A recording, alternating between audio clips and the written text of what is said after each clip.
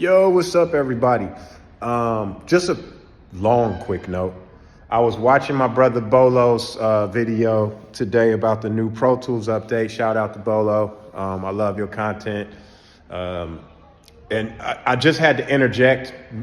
And when we talk about Pro Tools not having a way for you to make tracks really quickly, I should be in my studio. I'm in my barbershop. We had a gig here last night. And so now I'm cleaning up. And I just was listening to it in the background as I was cleaning. And I was like, Bolo, we do have that in Pro Tools. Now, don't get me wrong. I use everything. Well, I don't use FL Studio anymore that often. And the only reason I stopped using FL was because it used to take too damn long to record audio.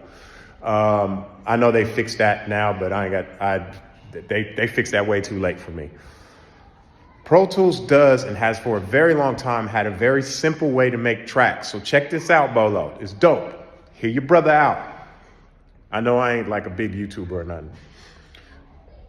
But all you gotta do is click on the blank space.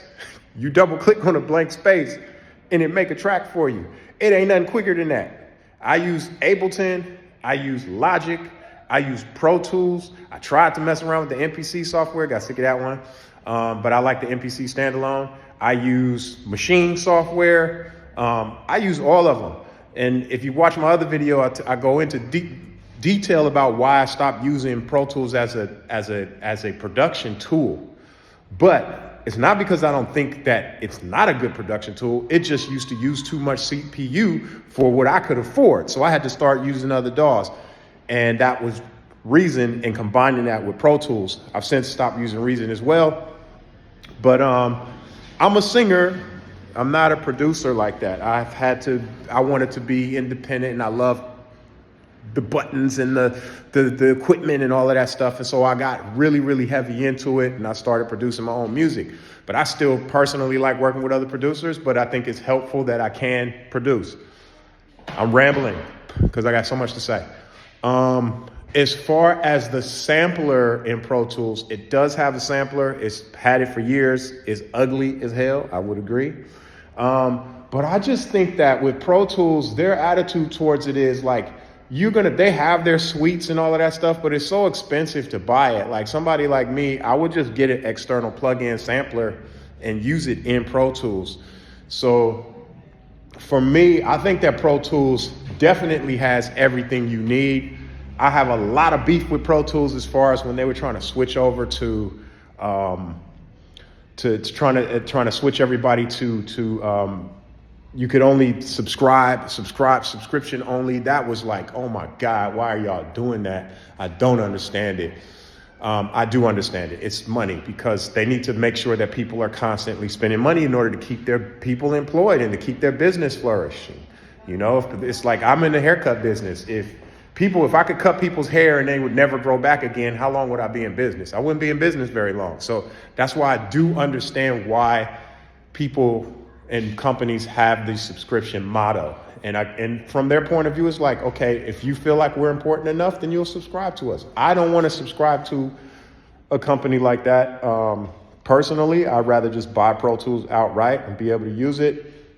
So that was my gripe with them. I had a gripe with their customer service. I've had a lot of gripes with them. But as far as the functionality of Pro Tools, hey man, like I said, if you want a new track, you just double click on the blank spaces and it makes those tracks for you right away, instantly. You can even toggle between what type of track you want. It's very quick. It's quicker than, and I don't even show any of my students that trick until the end of class because I want them to know how to do it the hard way. But you can make tracks very quickly. And as far as samplers, personally, I would probably just get a plug-in sampler anyway, find something better and use that. Because I found that in Logic, there's certain things I like about their sampler. And then I go into, and then there's certain things I don't like. And then I go into Ableton and there's certain things I like with that sampler, and then certain things I don't like. So I'm personally gonna find me a sampler plugin that I like and does everything I need it to do, which is more and more starting to become like using a combination of the two of them and just using my damn MPC. Like, the hell with it. Sample it into the MPC. It's all plugged into the board anyway, and just track it in and play it. But yeah, man, just to give you some footnotes on that, check that out. I know you probably will never see this video, but hopefully some of your fans will see the video and they'll let you know about it. Love and peace, my brother. Keep up the great work. And I agree with a lot of the majority of the stuff you be saying, but I just wanted to hip you to that fact, because as much as we be down in Pro Tools as it is, when they do have something that's legit, we need to go ahead and let people know that, yeah, you can make tracks very, very, very, very, very quickly.